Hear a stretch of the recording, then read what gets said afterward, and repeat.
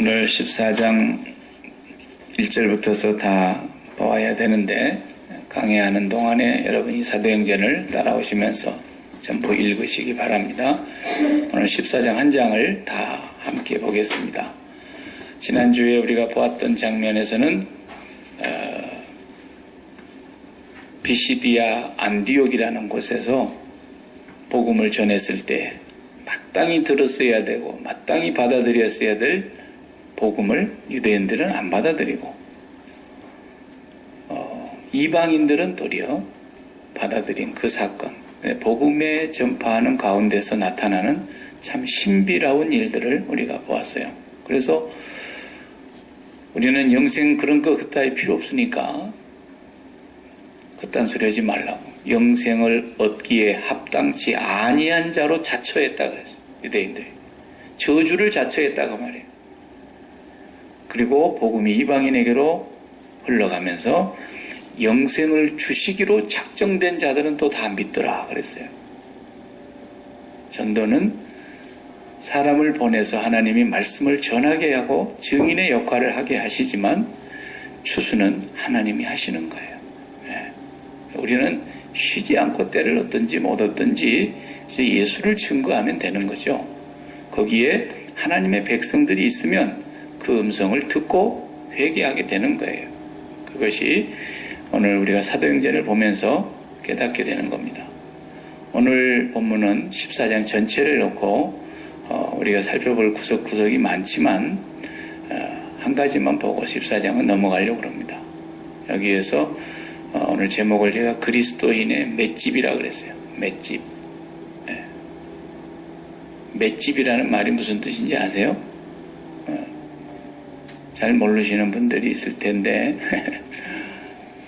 맷집이라는 것은 매를 맞는데 그걸 얼마나 내가 그걸 잘 받아들여서 매를 흡수해가지고 매를 맞는데도 그걸 이겨내는 능력을 말하는 거예요. 그래서 이 말이 어디서 주로 쓰는 말이냐면 권투 선수들, 복싱하는 사람들에게서 우리가 흔히 듣는 말이에요. 이 말이. 그러면 저 선수가 맷집이 좋습니다. 이 말은 무슨 말이냐면 상대방 도전자가 아니면 또 챔피언이 강한 펀치를 그냥 얼굴에 턱에다가 날렸는데 우리가 보면서 아이쿠 큰일 났다. 이건 맞았으니 저 사람 쓰러지겠구나. 이런 생각이 들었는데 조금 비틀거리는 것 같더니 다시 정신 바짝 차리고 금방 그냥 언제 내가 맞았느냐는 생각에 상대방을 막 때려 눕히고 도리어 반격을 하고 그런 걸 보면서 저 선수 맷집이 대단하네요. 그런 그때 쓰는 말이에요.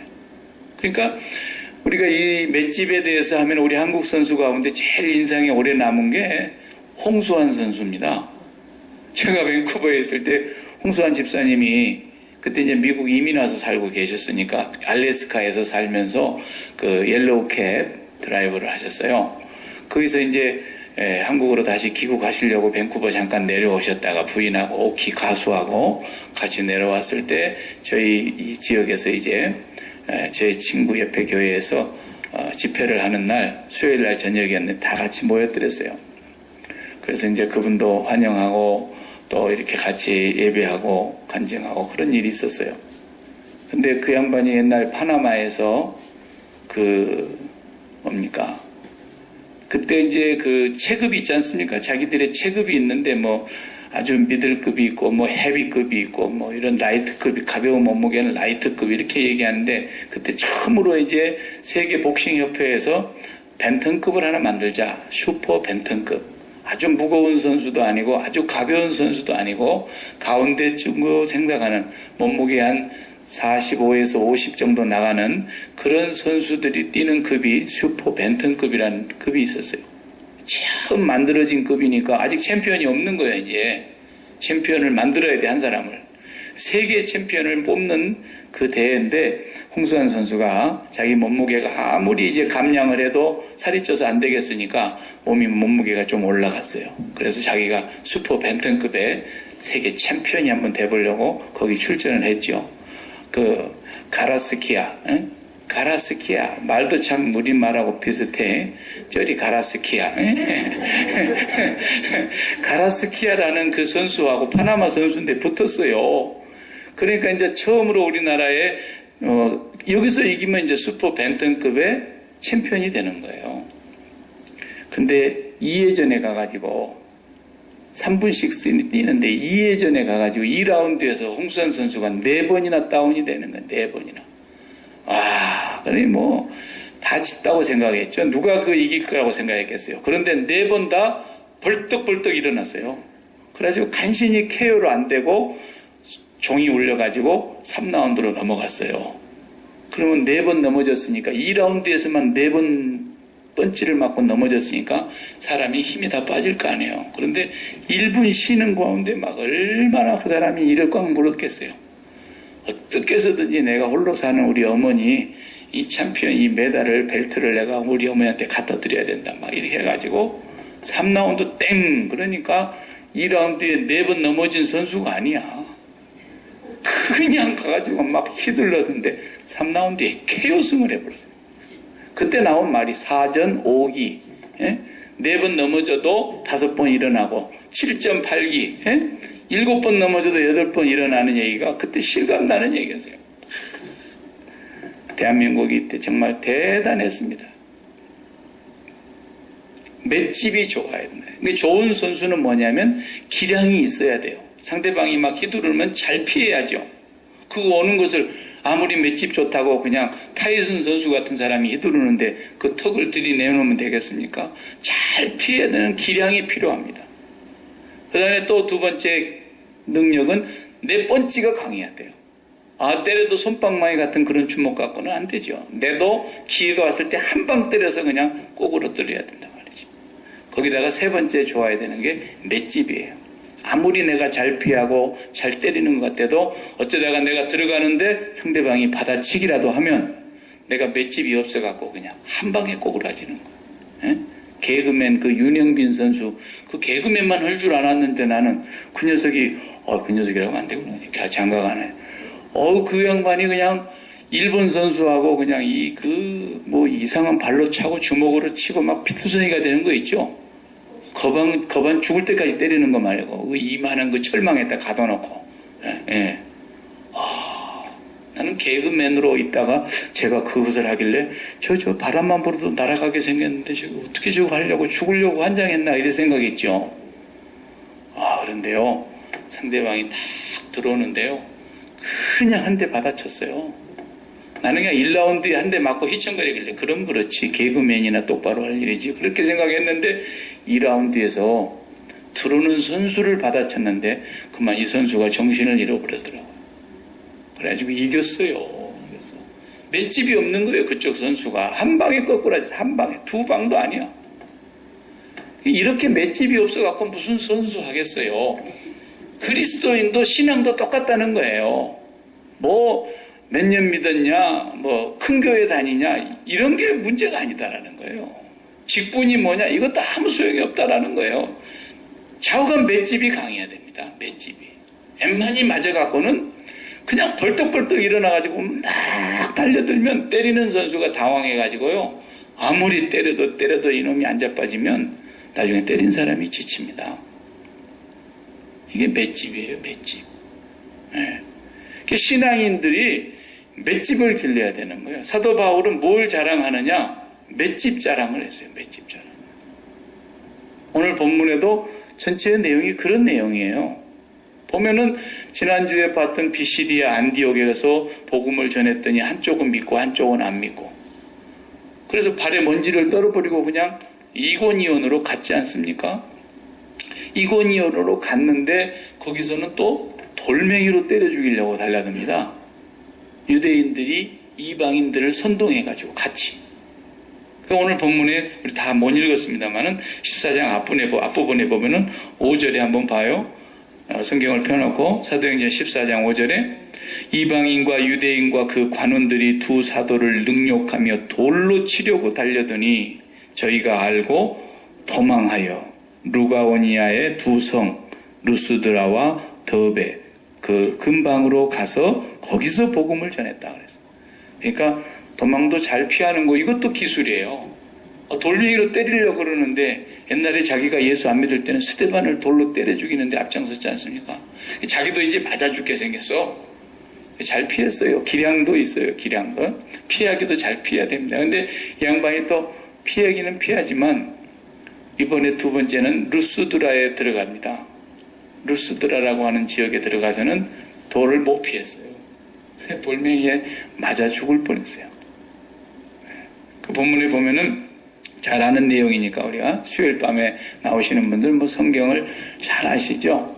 루스드라에 날 때부터 발을 쓰지 못하는 장애인이 하나 있었는데 이 사람이 바울이 복음을 전하니까 그 지역의 사람들이 예수를 많이 믿었어요. 유대인들도 믿고 이방인들도 믿고 많은 사람들이 믿고 돌아왔어요. 그 중에 날 때부터 다리를 쓰지 못하는 이 장애인이 복음을 듣고 있는데 바울이 그 사람을 보니까 이 사람이 구원을 얻는 믿음이 있어요. 그러면서 바울이 그 사람을 향해서 예수 이름으로 일어서라고 사도 베드로처럼 그렇게 외치지 않습니까? 그러니까 이 장애인이 한 번도 발을 써본 일이 없는 사람이 벌떡 일어났단 말이에요. 그러니까 이 루스드라에 있는 사람들이 이야 우리 동네에 신이 내려왔다고. 신이 많이 있어요. 그 동네는 우상신이. 근데 가장 대표적인 신 중에 제우스 신. 제우스 신은 바나바를 제우스 신이라 그랬고 바울은 허메라 그래서 허메, 헤르메스라고 하는 이 말을 전달하는 신이거든요. 그래서 말을 잘하는 이 전도자는 바울은 헤르메스 신이라 그러고 이 바나바는 제우스 신이 둘이 내려왔다 그래가지고 그 루스드라의 사람들이 막 신을 예배한다고 소를 잡고 제사장들까지 몰려와가지고 제사를 지내려고 그러잖아요. 이 바울과 바나바 앞에서. 신이 내려오셨다고. 그러니까 바울과 바나바가 막 옷을 찢었다 그랬어요. 옷을 찢고 너무 답답하니까.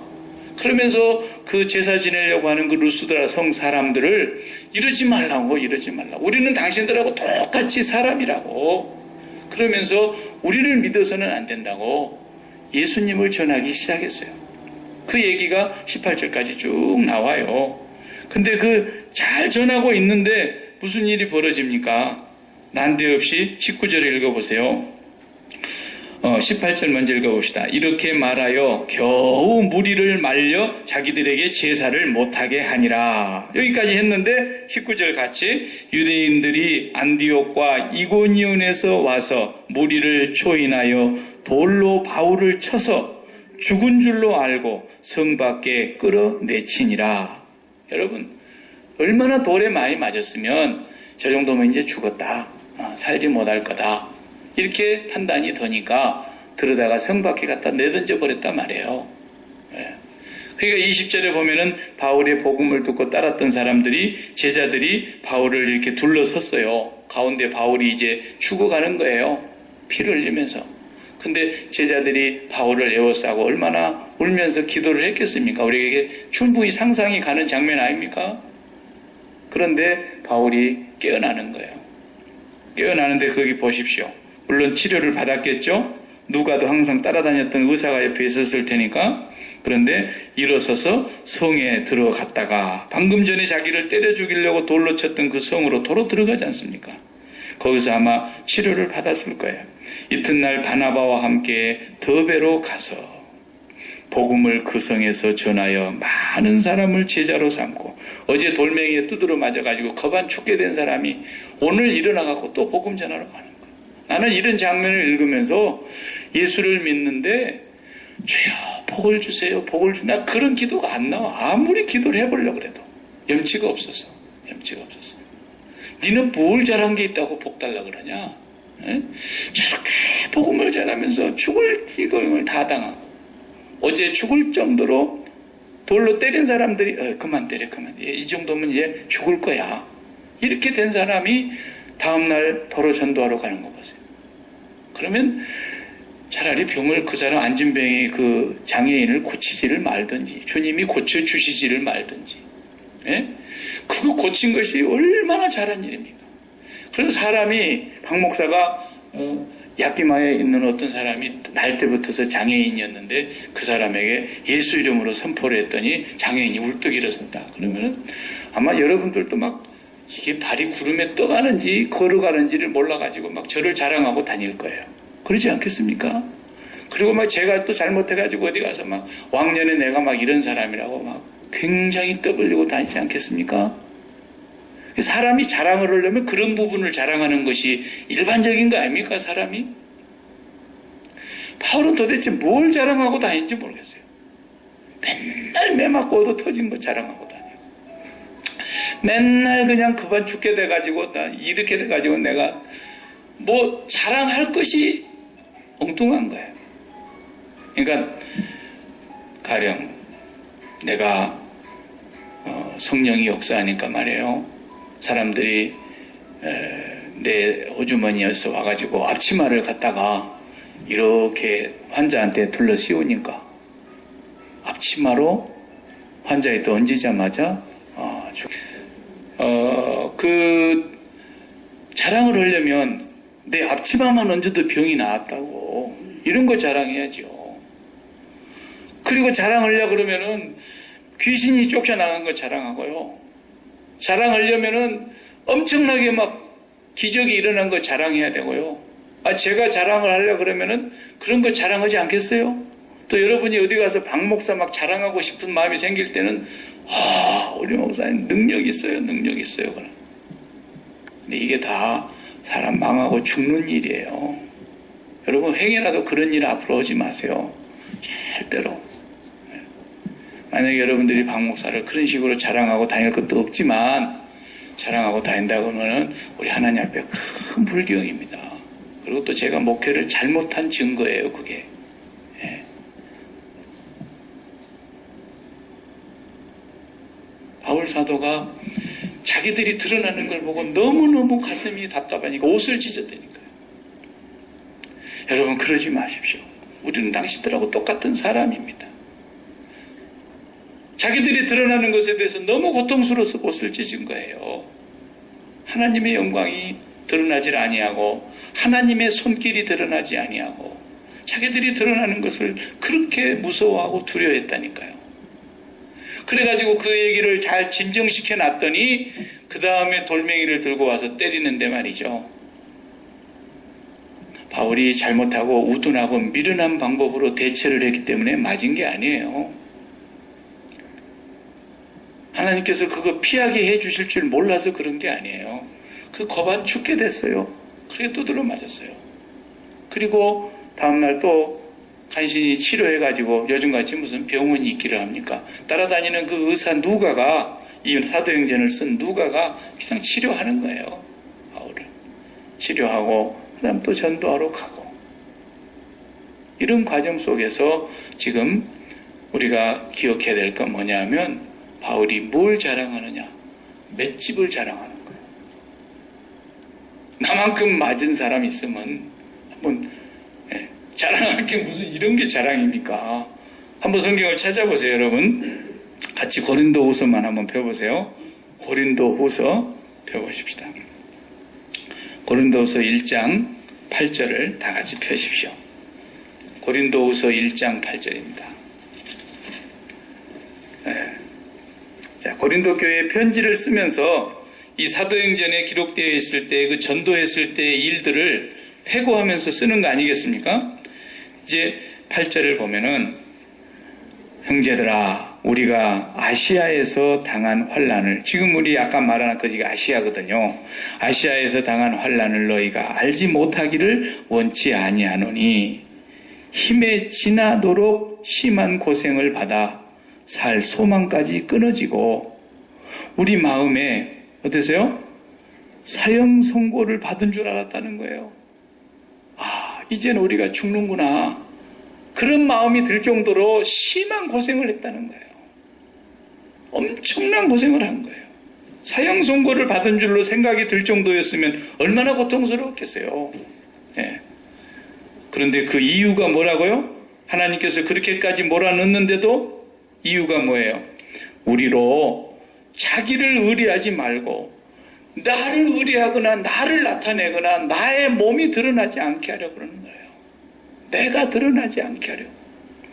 누가? 오직 죽은 자를 다시 살리시는 하나님만 의뢰하게 하려고 했다는 거예요. 이거 우리가 철두철미하게 그리스도인이 맷집이 살아나려면 이걸 알아야 된다는 거예요. 맷집이. 하나님이 왜 그렇게 고통을 당하는 자리를 비껴가지 않게 하셨느냐. 그런 과정을 통해서 하나님이 깨닫게 해주시는 게 있더라는 거예요. 어떤 경우에도 네가 드러나서 안 된다는 거예요. 어떤 경우에도. 이제 부흥 강사님들은 오면은 막 목사 자랑하라 그러고 그러죠. 목사 자랑해야 교회 부흥합니다. 이러면서 목사님 자랑하시고 집사님 자랑하시고 장로님 자랑하시고, 물론 우리가 그런 예의 범절을 모르는 게 아니죠. 어디 가서 목사 욕하고 다니는 사람이 누가 있어요? 없지요. 그런데 목사 자랑하는 것도 하면 안 돼요. 목사 욕하는 것도 하지 말아야 되지만 목사 자랑을 누구려고 합니까? 할 필요 없어요. 그냥 그것 때문에 교회 부흥되는 거 절대로 아니고요. 목사 자랑하고 다니면 그냥 하나님께서 별로 안 좋아하십니다. 정말입니다, 여러분. 웃자고 하는 얘기 아니에요. 정말이에요. 그럴 필요가 전혀 없어요. 목사를 너무 자랑하고 다니면 그 목사가 목회를 얼마나 잘못했다고 하는 걸 반증하는 거예요. 그게. 하나님은 절대로 그런 식으로 무슨 교회 부흥을 하시기 위해서 하나님이 그렇게 하시는 분은 아니에요. 절대로. 그러니까 이게 이렇게 고통을 당하고 하나님이 바울 사도가 그렇게 돌로 두드러 맞아가지고 이제는 주님 앞에 가는구나. 사형 언도를 받은 줄 알 정도로. 그렇게만 해서 그랬겠어요? 어느 날은 물에 빠져가지고 배가 파손되는 바람에 일주일을 바다에 떠 있었다 그랬잖아요. 배조각을 붙들고. 배조각만 붙들고. 구조하는 사람이 누가 있어요? 파도에 밀려서 그냥 육지로 겨우 기어 나온 거죠. 누가 구제를 해줘요. 그런 과정들을 겪으면서 무엇을 일주일 동안 낮이고 밤이고 물에 떠 있으면서 하나님만 의지하는 걸 배우는 거예요. 철두철미하게 하나님만 의지하는 거예요. 이게 그리스도인의 맷집이라는 거예요. 맷집. 살든지 죽든지 죽고 사는 것이 내 수단에 있지 않고 내 방법에 있지 않고 하나님의 손에 있다라는 거예요. 여기서 죽으면 그냥 순교로 가는 거고 순직을 당하는 거고, 여기서 또 살려주시면 하나님이 살려주신 것은 뜻이 있겠지. 그리고 또 가는 거라는 거예요. 또 봐봐요. 고린도후서 6장을 봐봐요. 6장. 이 고린도후서만 우리가 펴서 보십시다. 6장 어디를 보시냐면 4절. 6장 4절. 오직 모든 일에 하나님의 일꾼으로 자처하여 많이 견디는 것과 환난과 궁핍과 곤란과 다같이 매맞음과 갇힘과 요란한 것과 수고로움과 자지 못함과 먹지 못함과, 보십시오. 이런 성경을 읽으면서 우리가 예수 믿고 복 달라고 어떻게 얘기를 해요? 복 달라고. 그런 걸 구하는 게 아니라니까요. 기독교는 그런 걸 구하는 게 아니에요. 오직 내가 살든지 죽든지 하나님의 영광이 나타나느냐 안 나타나느냐, 하나님의 나라와 그의 의가 이루어지느냐 안 이루어지느냐예요. 예수 믿는 사람은. 그런데 구하지도 않았지만 하나님은 당신의 자녀들이 있어야 될 걸 알고 계시고, 먹을 것과 입을 것과 마실 것과 이런 것들을 이방인들이나 부모 없는 고아들이 구하는 것이지, 그렇게 말씀을 주님이 하셨던 거예요. 또 한 번 더 넘어가서 11장, 고린도후서 11장 읽어보십시다. 고린도후서 11장 23절부터서 보세요. 고린도후서 11장 23절에 하도 사람들이 자랑을 하니까, 18절에 여러 사람이 육체를 따라 자랑하니 나도 자랑하겠노라 그러면서 자랑을 합니다. 하도 고린도 교회에 많은 사도들이 왔다 가고 전도자들이 왔다 갔는데 어떻게나 자랑을 하고 갔나 봐요. 그러니까 바울이 이제 하도 기가 막혀서 무슨 그런 자랑을 하냐는 거예요. 자랑할 것이 없어서.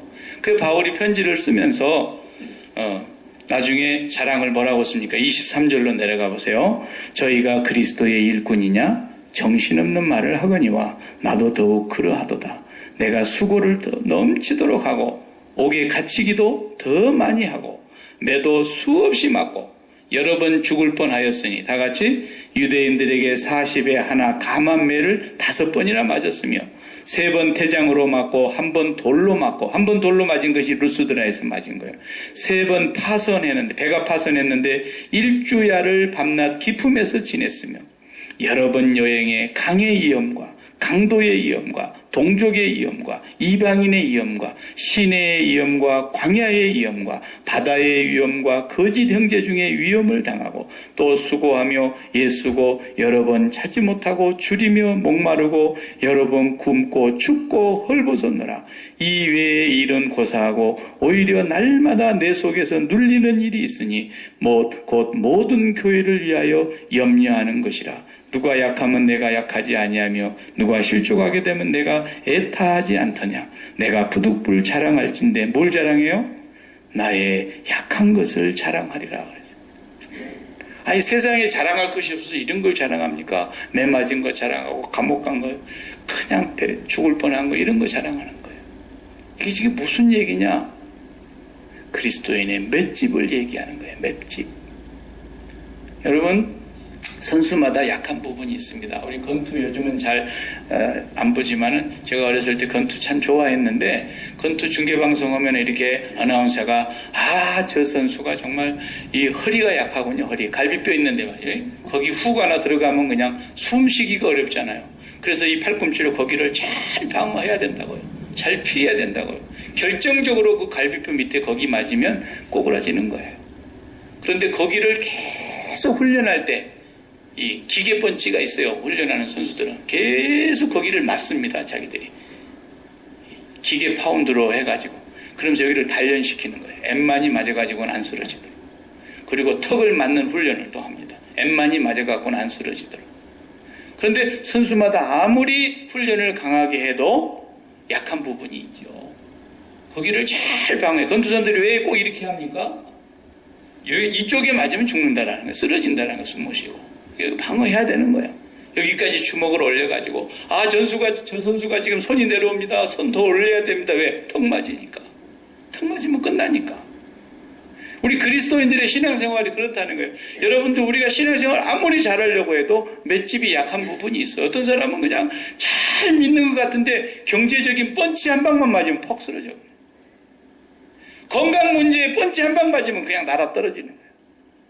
자식 문제 하나만 생기면 그냥 저 사람 예수 믿는 사람이야 저거? 이리 돼버리는 거예요.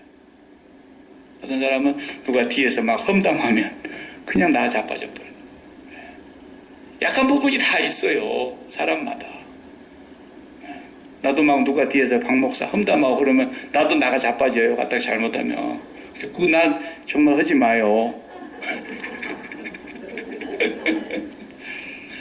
저 칭찬 안 해줘도 상관없고 자랑 안 해줘도 상관없고요. 절대 어디 가서 제 자랑할 필요 없어요. 근데 뒤에서 험담만 하지 마요. 나는 그거 약해요. 넘어져요. 네. 고린도 교회가 사도 바울을 보고요. 저게 무슨 사도냐고 계속 사도가 아니라 그랬잖아요. 고린도 교회가. 사도도 얼마나 마음이 아팠겠어요. 그리고 막 다른 사람들이 지나갈 때 그렇게 자랑을 하는데 사도 바울이 하도 어처구니가 없으니까 나도 좀 부득불 어리석은 사람이 한번 돼보고 싶다. 그러면서 자랑을 하는 거예요. 자기의 약한 것을 자랑하는 거예요. 이게 진짜예요. 그리스도인의 맷집은 생각을 해보십시오. 복음을 전하는 사람은 다른 사람보다 조금 더 복을 받아야 되지 않겠습니까? 누구보다도 이렇게 귀한 일 하는데. 그런데 사도 바울의 일생의 고린도후서를 읽어보세요. 얼마나 고통을 당하면서 매를 많이 맞고 고난을 많이 당하고 박해를 당하고 모함을 당하고 쫓아다니면서 이렇게 14장을 읽어보면요 또 쫓아와. 그런데 그 길을 나가면서 뭐라 그럽니까? 나가면서 돌멩이로 쳤던 그 성을 떠나면서 22절에 14장 22절에 이렇게 말합니다. 제자들의 마음을 굳게 하여 이 믿음에 거하라 권하고, 또 우리가 하나님의 나라에 들어가려면 많은 환난을 겪어야 할 것이니라. 그렇게 하면서 교회를 지나가면서 장로님들을 세웁니다. 그리고 금식 기도를 합니다. 그리고 주님께 교회를 부탁합니다. 그리고 24절부터서는 자기가 1차 전도여행 왔던 비시디아로 다시 되돌아갑니다. 그리고 왔던 길을 거꾸로 되돌아갑니다. 되돌아서 배 타고 자기를 파송해줬던 안디옥 교회에 다시 되돌아갑니다. 여기가 1차 전도여행 끝이에요. 이렇게 해서. 그래가지고 이방인들이 많이 예수 믿고 돌아온 선교 보고를 하고 안디옥 교회에 오래 머물러 있었다. 1차 전도여행 끝. 이제 15장의 중반부터서 다시 2차 전도여행 떠나는데 1차가 이렇게 끝나요. 근데 벌써 1차 갔는데 그렇게 두드려 맞은 거예요. 그렇게 고생 많이 한 거예요. 그런데도 바울이 맷집이 강해진 거예요. 왜 맷집이 이렇게 강해지느냐? 그 맷집 강해지는 비결을 고린도후서에서 계속 가르쳐주는 거예요, 우리한테. 고린도후서 4장 펴봐요. 그걸 가르쳐줬어요. 어떻게 예수 믿는 사람이 맷집을 기르느냐? 고린도후서 4장에 그걸 말씀하고 있어요. 자, 오늘 저녁에 우리가 그 맷집을 기르는 걸 배워야 합니다. 4장 7절, 고린도후서 4장 7절, 우리가 이 보배를 질그릇에 가졌으니 이는 능력의 힘이 큰 것이 하나님께 있고 우리에게 있지 아니함을 알게 하려 함이라. 그렇게 우리의 맷집이 어디서 나오느냐? 우리한테서 나오는 맷집이 아니라는 거예요. 절대로. 내가 강해가지고 맷집이 나오느냐? 아니라는 거예요. 내가 약하면 약할수록 맷집이 강해지는 게 그리스도의 내 맷집이라는 거예요. 세상의 맷집은 내가 강해야 돼. 그리고 힘 있는 사람한테 달라붙어야 돼. 돈 있는 사람한테 가서 고개 숙이고 해야 돼. 그리고 세상적인 어떤 그런 힘을 과시하기 위해서 자기가 몸부림을 쳐야 돼. 그게 세상 맷집이에요. 그러나 그리스도인은 그게 맷집이 아니라는 거예요. 이 능력의 힘이 큰 것이 우리에게 있지 아니하고 하나님께 있게 함을 알려고. 그러면서 그 다음 계속 읽어봤어요. 우리가 사방으로 우겨쌈을 당하여도 쌓이지 아니하고 답답한 일을 당하여도 낙심하지 아니하며 핍박을 받아도 버림받지 아니하며 거꾸로 뜨림을 당하여도 망하지 아니하고. 여기서부터 중요해요. 이제 어떻게 이럴 수가 있느냐는 거예요. 우리가 항상 예수 죽인 것을 몸에 짊어짐은 예수의 생명도 우리 몸에 나타나게 하려 함이라. 우리 산자가 항상 예수를 위하여 죽음에 넘기움은 예수 생명이 또한 우리 죽을 육체에 나타나게 하려 함이니라. 아멘. 이게 그리스도인의 맷집 기르는 법이에요. 이 10절이 굉장히 중요한 말씀이에요. 이 10절의 내용을 여러분 어떻게 이해하시는지 모르겠는데 이 10절의 내용을 잘 알아야 됩니다. 우리가 항상 예수 죽음을 몸에 짊어짐은 그랬어요. 이게 무슨 말입니까? 예수 십자가의 죽으심을 내 몸에 짊어지는 거라는 거예요. 그게 무슨 말일까요? 이 말은 우리가 날마다 예수 그리스도와 함께 그리스도의 죽음이 나의 죽음이라고 하는 것을 기억하고 예수 그리스도와 함께 십자가에 못 박혀 죽은 자라는 것. 날마다 예수 죽음을 우리의 마음으로 받아들이라는 거예요. 경제적인 펀치가 나에게 날아왔어요. 그러면 그 펀치를 맞고서는 그냥 허우적거리면서 막 비틀거리면서 그리스도인이 어쩔 줄을 몰라. 이건 맷집이 없는 사람이라는 거예요.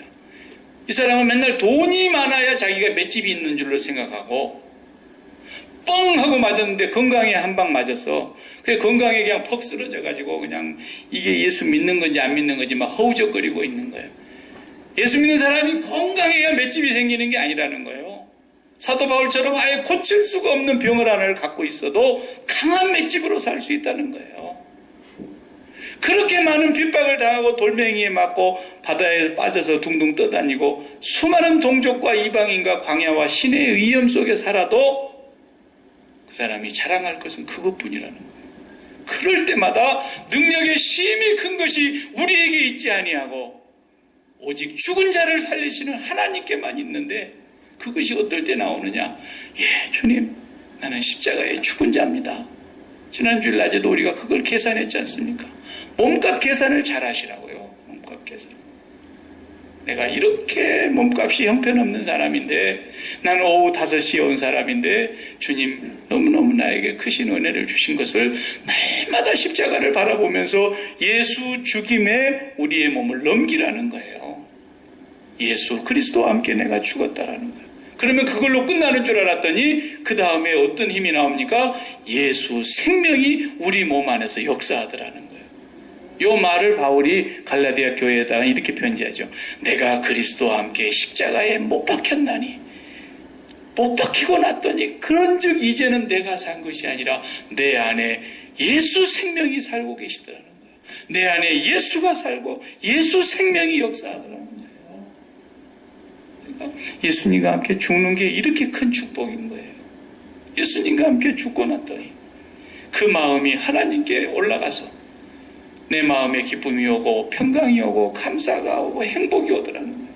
그러면서 예수 생명이 내 안에서 역사하게 되기 때문에 나는 그렇게 매를 맞고 힘이 없는 사람처럼 얻어 터지고 그러지만 아무리 나를 사방으로 우겨싸도 나는 쌓이지 않고, 아무리 답답한 일을 당하고 핍박을 당해도 낙심하지 않고 거꾸로 뜨림을 당해도 망하지 않는 그런 맷집이 생기더라는 거예요. 이게 예수 생명이 사는 사람이에요. 예수 생명이. 여러분, 자기가 알아요. 자기 맷집이 어디가 약한지. 그죠? 네. 그런데 그 부분을 우리가 조심해야 돼요. 왜? 마귀는 우리를 공격하는 자이기 때문에, 오는 사 자체는 우리 약한 부분을 알거든요. 거기를 빵 치면은 그만 막 예수 잘 믿는 것 같은 사람도 한 방에 막 숨 못 쉬고 그냥 나가 떨어진단 말이에요. 그럴 때마다 주여, 나는 그리스도와 함께 죽었습니다. 나도 목회하다 보니까 그런 사람이 있더라고요. 박 목사가 목회를 잘했는지 못했는지는 하나님 앞에 가서 내가 판단받을 일이지만 아무리 열심히 해도 나를 보고 목사 아니라는 사람도 있더라고요. 네. 여러분 그런 소리 들어보셨어요? 네. 그때 내가 하나님 앞에 가서 기도했어요. 나는 그 사람하고 싸우지 않았어요. 욕하지 않았어요. 그리고 주님 앞에 가서 엎드렸어요. 주여, 내가 주님과 함께 죽은 사람입니다. 그랬더니 주님의 그 십자가의 모습이 내 앞에 향약하게 비추더라고요. 근데 나의 어떤 감동이 쫙 오느냐면, 주님은 죄가 하나도 없고 죄를 알지도 못하시는 분인데 얼마나 많은 오해를 받았으며 얼마나 많은 비난을 받았으며 얼마나 많은 조롱을 받았으며 얼마나 많은 모욕을 당했으며 얼마나 많은 부끄러움을 당했으며 마지막에 십자가에 못 박기 전에 옷을 다 홀라당 벗겨놓고 눈을 가려놓고 얼마나 많이 그를 침을 뱉으며 모욕했습니까? 주님은 죄를 알지도 못하시는데 그 주님이 나에게 다가오는데요, 나는 주님 앞에서 이런 소리를 들어도 100번 쌉니다. 죄 없으신, 죄를 알지도 못하시는 주님이 나를 위해서 그렇게 고난을 당하셨다고 한다면 내가 그런 소리 한마디 들은 게 뭐가 문제가 되나? 아무 문제가 안 되더라고요. 주님의 십자가 앞에서 주님과 함께 죽으면요, 그렇게 편할 수가 없어요. 이게 그리스도인의 맷집인 거예요. 맷집인 거예요. 언제 한번 두고 봐라. 응? 그냥 자동차가 가다가 그냥 뒤집어져 버리든지, 그냥 언제 한번 니는 그냥, 응? 야, 주님이 아시죠, 그 마음을. 그렇게 마음의 분노를 품고 어떻게 살겠어요? 그러면서 거룩한 척 어떻게 하겠어요? 그리스도인의 맷집은 그런 데서 나오는 게 아니에요. 십자가에서 죽으면 다 나오는 거예요. 이미 죽었는데 뭘. 이미 죽었는데. 네. 여러분, 맷집을 길러야 됩니다. 그 맷집은 세상 사람들처럼 자기를 강화시키는 것이 아니라, 자기를 위장하는 것이 아니라, 자기를 키우려고 하는 것이 아니라, 자기를 높이는 것이 아니라 그리스도와 함께 십자가에 죽는 데 있는 거예요. 능력의 시극히 큰 것이 우리에게 있지 아니하고 하나님께 있음을 알게 하려고 하는 거예요. 네. 우리가 고난이 오면 어떤 부분에 우리에게 강펀치가 날아와도 피할 수 있으면 피하고. 왜? 주님은 피할 길을 주신다 그랬으니까. 감당치 못할 시험당함을 허락지 아니하시고 피할 길도 여시는 분이고, 어떤 때는 주님이 피할 길도 안 주시고 어퍼컷을 맞게 하셔가지고 라이트 레프트 그냥 훅을 맞게 하셔가지고 숨도 잘 못 쉴 경우가 될지라도 주여 나는 죽은 자입니다. 그리스도와 함께 십자가에 못 박혀 있어 봐요. 양손이 다 박혀 있고 양발이 다 못에 박혀 있고 허리에 창을 맞아 있고 머리에 가시관을 둘러쓰고 있는 예수님과 함께 죽어 있어 봐요. 하늘로부터 놀라운 능력과 하나님의 평강과 위로와 능력과 기쁨과 감사와 행복이 우리를 사로잡는 거예요. 누가 그를 이길 수 있겠어요? 아무도 못 이겨요. 이것이 그리스도인의 맷집입니다. 기도하십시다.